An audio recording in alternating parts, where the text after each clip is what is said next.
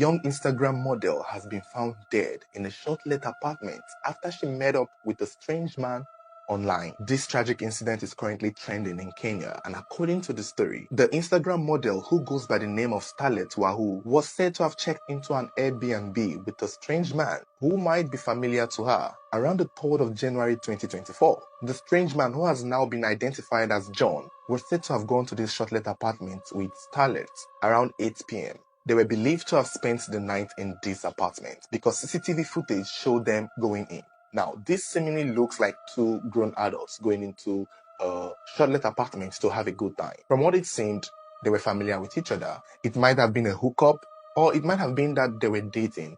Whatever the agreement or the arrangement was, one thing that is clear is that Starlet seemed to have trusted this man at the beginning, as it was clear that she willingly went into this short-let apartment with John. However, the next morning, the police will be called to this apartment building because they believed a crime had been committed. And when the police came, they went straight to the room, Y32, where they found Starlet's body in her pool of blood, naked, with multiple stab injuries all over her body and around her thighs. She was also found near the door, which meant that after the attack, she also tried to crawl away out to seek for help. But unfortunately, she might have bled too much, leading to her death. When the police started their investigation, they realized that the entire apartment was covered with blood. It seemed like a slaughterhouse. They also found an HIV test kit that showed that whoever got tested negative. They also found personal items belonging to Starlet, her clothes and other belongings, and it appeared that the murder weapon was still in the room. A bloodied knife that was believed to have been used to stab her to death. But what really happened? How did this young, beautiful Instagram model go into a short-let apartment or a Airbnb with a man whom it is believed she was aware of, only for her to lose her life the next morning? This is giving serial killer vibes. It's reminding me of the Port Harcourt serial killer that picked up girls and took them to hotel rooms to rob and kill them. And the truth is, this particular incident is not very far from that. After the police saw the crime scene, they went straight to the CCTV camera. They requested the manager to provide CCTV footages of the night before, and it was through this CCTV footage that they were able to see Starlet checking into the Airbnb with the man they identified as John. So at this point, they knew who must have done it. They knew who must have killed him, because coming into the hotel room, John wasn't there. So where is John? And why did he brutally attack this woman to the point she lost her life? Why did he bring her to the hotel? Why was there an HIV test kit in the room? Was it some kind of hookup or sexual transaction? Were they dating? Were they friends? Who is Starlet to John? And why did she follow him into this room only to have herself killed?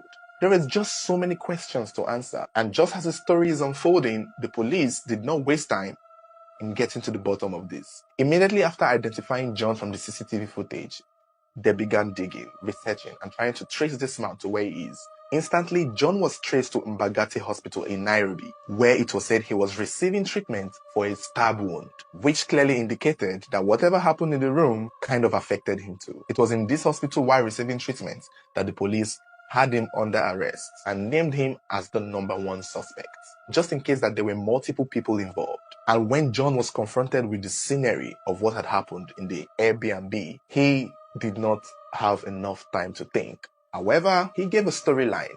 He gave his own part of the story. He gave his own side of what happened, because at this point, he can't deny he did not know Starlet. The CCTV footage was there to prove that he went into that room with her. I'm sure the CCTV footage could also show that he most likely ran out too after whatever happened in that room. But what really happened? Now, according to John, he claimed that he and Starlet had been dating for 2 years, that he was Starlet's boyfriend, and they checked into the hotel room as they usually do. He further went on to say that while they were having a good time, Starlet started accusing him of cheating on her. He also accused Starlet of becoming violent, that Starlet was the one who picked up a knife, while accusing him of being unfaithful, and began attacking him with that knife. John claimed he fought back, collecting the knife from her and stabbing her back too, before running away from the apartment to the hospital to get treated. But he was the main suspect. Clearly, at this point, he has even admitted to being the cause of this woman's death. The only problem now is that he's claiming that this was self-defense. He's making it look like Starlet was the aggressor and that he was the victim. This is what they usually do when the person in question is dead. And as believable as this may sound, I mean, if not for anything ordinary, this is something that someone could easily believe that, okay, she attacked you, okay, she accused you of being unfaithful. Clearly, the CCTV footage showed that the two of you were going into a room together, which meant she knew you and she trusted you. So whatever may have happened inside that room may have stemmed up from a relationship problem or a dispute. But the only issue is Starlet's family members did not know him. And they said that Starlet was somebody who was open with a relationship to her family members. How can you say you were dating this woman for 2 years and none of her family members know you? None of her friends know you. They hadn't seen you before and you guys have been dating for 2 years. If you had said 2 months, it would have made sense. But 2 years, now I personally call bullshit. So when an autopsy was done on Starlet, it was discovered that she died from stab injuries on her thighs that caused her to lose a lot of blood. And while this whole event was unfolding, John is being held in custody because at this point he is the major suspect. However, his claim now is that this is all self-defense. And despite the family saying that they did not know him, the story was all they could get, his side of the story. Okay. However, just when the police thought this was all, when the story started circulating and people started hearing about John and Starlet, that was when it turned out that this was not the first time John was doing this to a lady. In fact, it is almost believable that John might be a serial killer. Because when people started hearing about Scarlett's death and what had happened to her in the Airbnb, a particular young lady came out to share her experience that she had with John that was almost similar to that of Scarlett. And this woman's story is what is most likely going to give the police a perspective of what might have happened to Scarlett. It is clear that John wasn't dating Scarlett. It is very obvious. Clearly, or obviously, Scarlett is an Instagram model, and I can imagine how many people will be in her DMs. I don't know who John is or what he does for a living, but this is what he most likely does for a living. And according to this woman who made her own confession, or who stated what happened to her, or who shared her experience with John, I met this guy in a dating site. He called me, we exchanged numbers, he called me to a certain Airbnb. She claimed that John and her met on social media, most likely the way he met Scarlett. The woman went on to say that John would send her money on a daily, that John was literally trying to get to her. You know how men who like women go after these women? That was pretty much the vibe that John was giving to her. And she fell for it because John appeared to be a nice man, a sweet man who genuinely have interest in her. And for the fact that John was sending her money for her upkeep, I mean, what else would he want? Who would have thought this man was a thief? Who would have thought this man was somebody who would want to rob a woman that he is caring for? So eventually this woman admitted that she fell for John, and one day they went to an Airbnb, obviously to meet for the first time and maybe consummate their online love. And that was when, according to her, John attacked her, tied her up, made her go naked, and demanded money from her, 50,000 Kenyan shillings, at gunpoint or at knife point. And she was even able to cough out this money to give to this man. And afterwards, it was also said that he tried to strangle her, that there were multiple times he tried to strangle her, and he had his injuries mark. The woman also showed injury mark around her neck to prove that John tried to strangle her.